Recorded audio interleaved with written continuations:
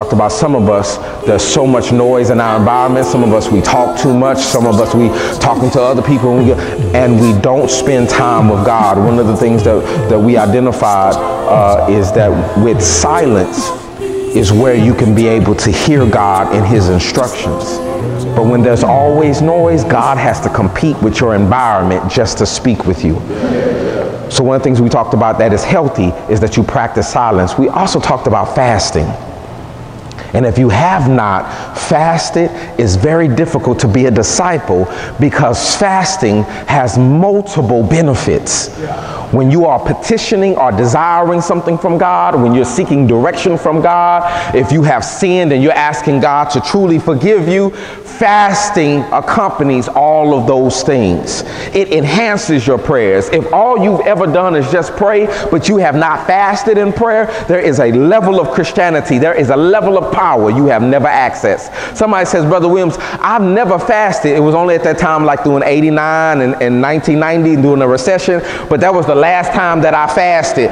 That's not fasting. You just went on a hunger strike or there was a financial situation. Fasting is intentional. It is on purpose.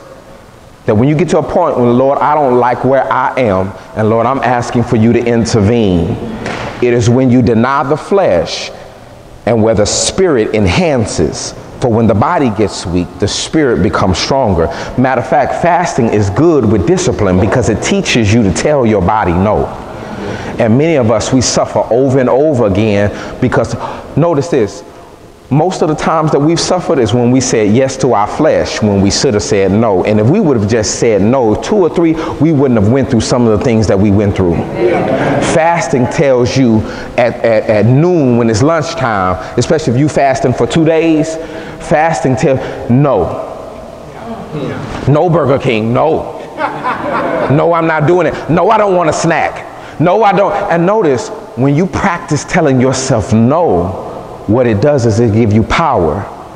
Here's what, especially during the season, here's what producers know. Producers know that if we can get a product in front of you and you can just look at it, you don't have the willpower to say no.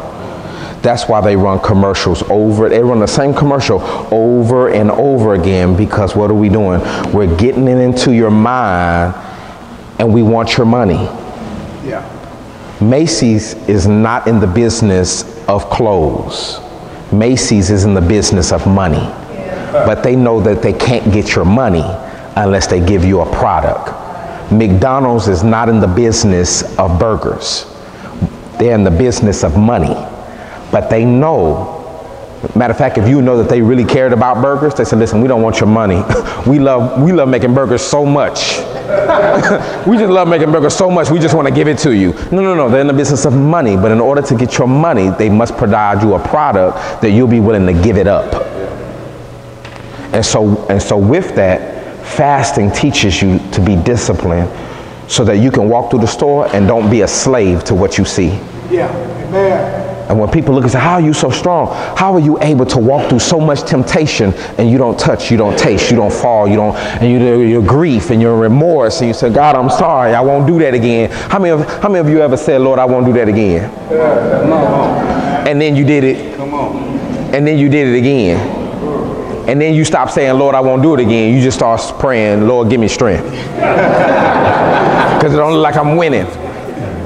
If you're not winning against sin, if you're not winning against sin, you need to be practicing fasting on a consistent yearly. You should never if you're a disciple, you should never let a year go by and you don't fast, because it trains and it teaches your spirit. Then we talked about